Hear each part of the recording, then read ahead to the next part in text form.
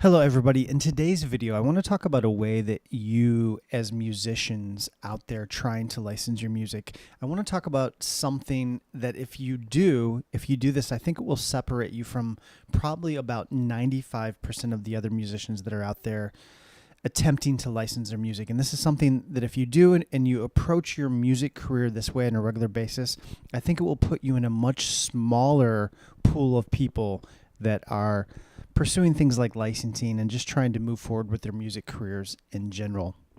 So in a recent podcast that I did, in the most recent podcast that I did, I interviewed Joel Feinberg, who is the CEO of Wolfe Music USA in New York. And Joel brought up something on the podcast that I've heard echoed over and over and over from different people that I've interviewed on my podcast. And the point that Joel brought up is that when musicians are reaching out to him, when they're connecting with him, trying to get their music licensed through Wolfe Music, Joel said that it's clear that in probably about 98% of cases, the vast majority of musicians that are reaching out to him, he says it's clear that they have no idea what kind of music Wolfe licenses. He said it's clear that in most cases, musicians haven't done any research or homework in terms of figuring out a little bit about Wolfe Music and the kind of projects they work on and whether or not it even makes sense to reach out to him in the first place.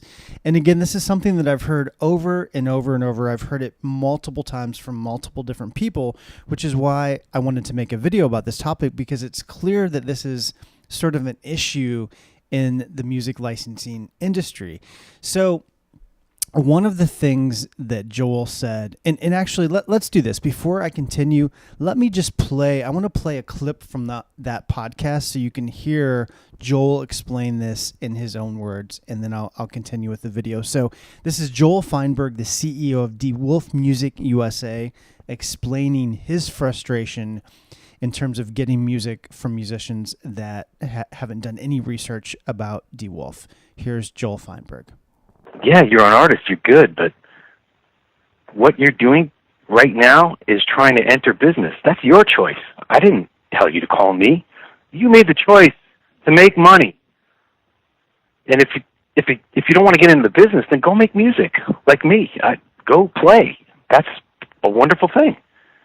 But if you're going to enter into business, any business, then you better just stay aware that you have two brains there. Your creative is your tool chest. Your business can also be creative, but you really need to think about your music for this purpose as in the same way a business person would.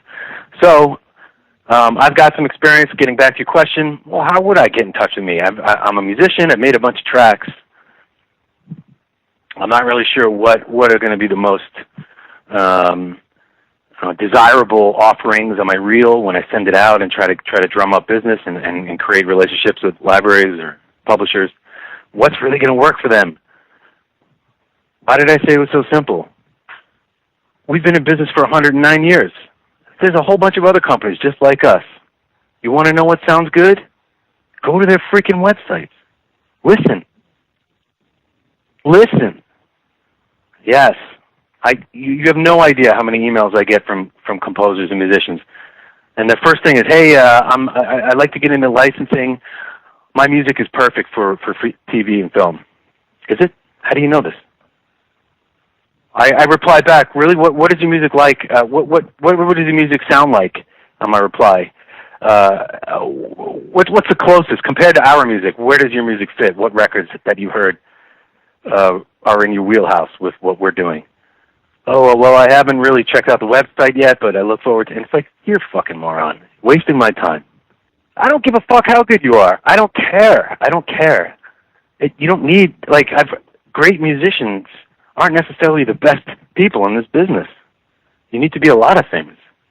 That's why not everybody does it. But it bothers people like me because I genuinely need music. I try to read as many emails as possible, but it's always mired with people that are really just focusing on just their music, their life, what they think they're worth, without ever even considering where do I fit in the rest of the playing field. That's business 101, people. find that out before you make the call, for Christ's sake, because you don't want to, you could burn a bridge with a dumb email. I'm not saying this to be mean. I'm saying this because I've done it before. I've been that idiot. Don't go down that road. So that was Joel Feinberg from the Wolfe Music giving his perspective on this issue.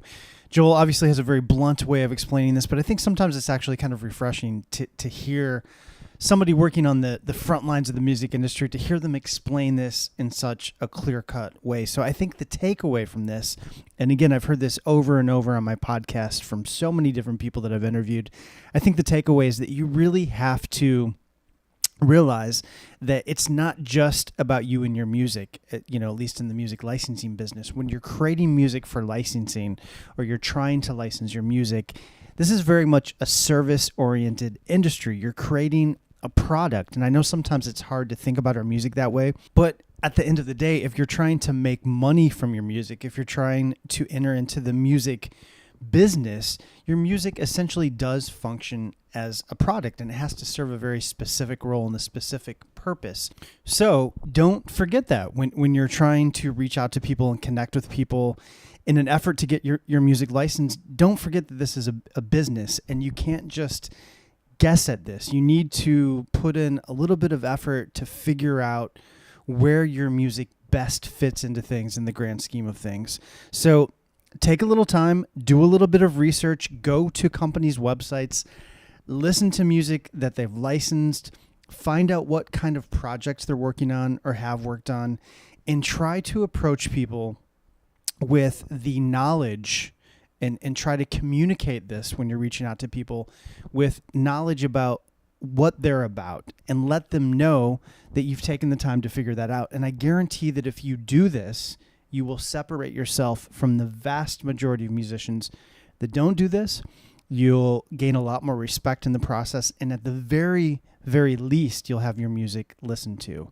So that's it for today's video. I'll be back tomorrow with another video in this current series of 30 daily videos. I'll talk to you guys soon.